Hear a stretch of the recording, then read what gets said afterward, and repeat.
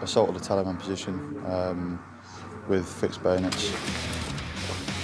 The bayonet can be a good friend to only one of two people, either you or your enemy. Fixed bayonet! You may think bayonets are dead on the battlefield. Let's take a look at Corporal Sean Jones from the UK Army. In October of 2011, the 1st Battalion of the Princess of Wales's Royal Regiment deployed to Helmand Province in southern Afghanistan as part of the... Take a look where Helmand Province is in respect to Iran. Lots of weapons are flowing from Iran into Afghanistan. 20th Armoured Brigade. Upon arrival in the theatre, the battalion was assigned a range of support roles, including the training and mentoring of the regional Afghan police. You don't have a helmet on. Najib doesn't have a rifle right now. How is he ready? It's like having 26 kids that I have to watch after. And the reinforcement of other British battalions within Helmand, with Colonel Mark. Couldn't help myself with the training of the Afghanis. All this footage, except where noted, is the UK Army in Helmand Province. And the pictures give you some perspective on the type of combat in Helmand Province. Scott detailing. The 3 rifle companies assumed ground-holding roles with the other battalions in the brigade. A and C companies with the 3 Scots battle group, B company with their 6th platoon with the 5 Rifles battle group, 6th platoon with a fire support company with 1 Yorks, and the Queen's Royal Hussars battle group. Attached to the 5th Battalion, the Rifles, B company was stationed in the Nari Sharaj district of Helmand Province. So now you got the lay of the land. So we're going to get into when Corporal Jones had to fix bayonets. Question for you guys, is fixing bayonets more of a psychological terror to the enemy versus a real terror? Because if you see a bunch of British soldiers fixing bayonets and running across a field, it's going to frighten you. Whether there's a battlefield advantage or not, men running with fixed bayonets in 2011, it's going to scare the shit out of your enemy. It was here on the 15th of December 2011 that a small patrol was sent out to the village of Kakaran.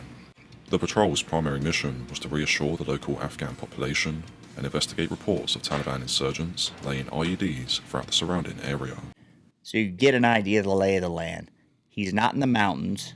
He's in an agrarian area, as you can see, with villages scattered out. Very little cover, some trees here and there, but wide open. Setting off from a nearby checkpoint, the patrol arrived at Kakaran and carried out its assigned objectives, until the order was received in the afternoon of the 15th of December for the British force to return to the checkpoint. Second in command of the patrol was Corporal Sean Jones, who later recalled, "We were about to wrap up the operation and head back to the checkpoint. We were crossing a ditch when shooting started. I was just coming out of the ditch and most of the fire was coming at me. I hit the deck immediately. I have been shot at quite a few times and could tell the enemy was close. Gravel and dirt was flying up all around me from the bullets." So let's lay some groundwork. Corporal Jones and his squad are pinned down. Apparently no air support.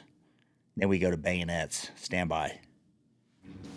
Having withdrawn from Kakaran, the British patrol had walked straight into a Taliban ambush, with a small water-filled ditch providing the only cover in a region that was dominated with open fields. Forced to dive into this ditch, the British infantry began returning fire, including Corporal Sean Jones, who grabbed the patrol's 66mm rocket launcher and fired it at one of the Taliban's positions. However, such was the weight of the incoming enemy gunfire and the size of the Taliban force that the patrol effectively became pinned down. There's quite a bit of combat footage in this area in particular. Because we're used to seeing the mountains. Everyone pictures mountains, but this very agrarian area, so a lot of wide open spaces, easy to get pinned down. Realising this, and knowing that remaining in position would likely lead to them being overwhelmed, Corporal Jones ordered 3 of his men to fix bayonets and follow his lead. Basically, I assaulted a Taliban position with fixed bayonets, and afterwards withdrew back to fight back other firing positions that were firing to my patrol. Man seems pretty calm, cool, and collected. This was his 3rd tour. He was there in 2009, injured in an IED explosion, spent several months in rehab, and went back to Afghanistan. Coming under contact from the Taliban, and once we got a plan together, me and the boss, I pretty much went across open ground with another guy, Private Lush, and we went across with bayonets fixed. So picture this. You're pinned down, maybe in a ditch. You can run across a field trying to bound to the next area, maybe get better cover position. You fix bayonets. Is that enough just to freak the enemy out? How many times did we actually fix bayonets in the Desert Wars the last 20 years? This is the first one I've heard of. To assault the Taliban position. At that point, it's just a decision I make as a soldier. But it was either they wanted us killed or it was going to be them. So it was either one or the other. It's hard, I can't describe the feelings or anything like that. It was just as soon as it kicked off, it was just decision after decision. It's just what we're trained to do. There is an article in the description I'll link to where he talks about how he had PTSD in 2009, and he probably shouldn't have gone over in 2011 because after he got out, he had quite a few problems managing his PTSD. I asked them if they were happy. They were all quite young lads, and the adrenaline was racing. I shouted, "Follow me," and we went for it. Moving out from the cover afforded by the ditch, Corporal Jones and his small party proceeded to charge across 80 metres of open ground directly towards one of the Taliban positions. Partway through the charge, 2 of the men broke off to provide a base of fire on the enemy position, whilst Corporal Jones and the 3rd Infantryman continued forward to take it out. As 2 of the soldiers provided fire support, Corporal Jones prepared a hand grenade for the final assault. He raced towards an alley and was about to throw the grenade, but realised the buildings were occupied, so put the grenade away. Here we go, decision-making time. Rules of engagement, right? Occupied building. Could be a family, could be the bad guy. Don't throw the hand grenade. Now, the fixed bayonets may have just been a shock to the system to the bad guy. You see that in front of someone's rifle. Think of Iwo Jima. Think of just a madman, maybe Mad Jack with a sword. On the other hand, Corporal Jones's Military Cross citation, which is Britain's 3rd highest military decoration, and which was awarded to the corporal for his actions on the 15th of December, states the following. So Military Cross, let me translate for American viewers, is equivalent to the Silver Star. So it's not a medal you see getting handed out on a regular basis to people in the headshed. 2 men were dropped off to provide fire support before Jones personally stormed the insurgent position using a hand grenade. As a result of the speed and aggression with which the bayonet charge was conducted, the bulk of the Taliban forces in the ambush area withdrew from the contact. So you hear speed and aggression a lot. Football, almost any sport, the military and training.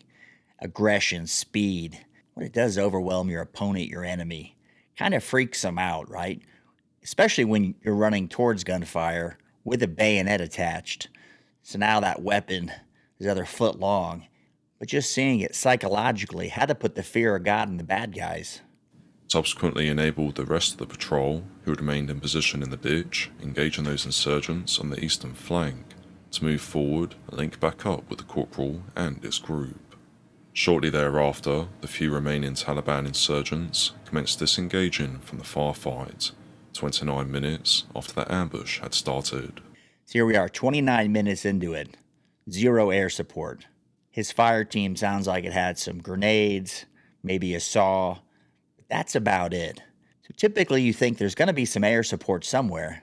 0 after 30 minutes. So fixing the bayonet may have been just enough to throw the enemy off their game.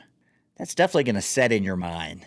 Psychologically, that's going to throw you off. You're going to feel these guys think they can get close enough to jab me with this bayonet. And it could really happen. Remarkably, despite the ferocity of the engagement, no British soldiers were wounded during the ambush. So Corporal Jones and sounds like his fire team make it, no problems. However, saying that, he comes back, significant PTSD, went through some struggles. I linked to the article in the description.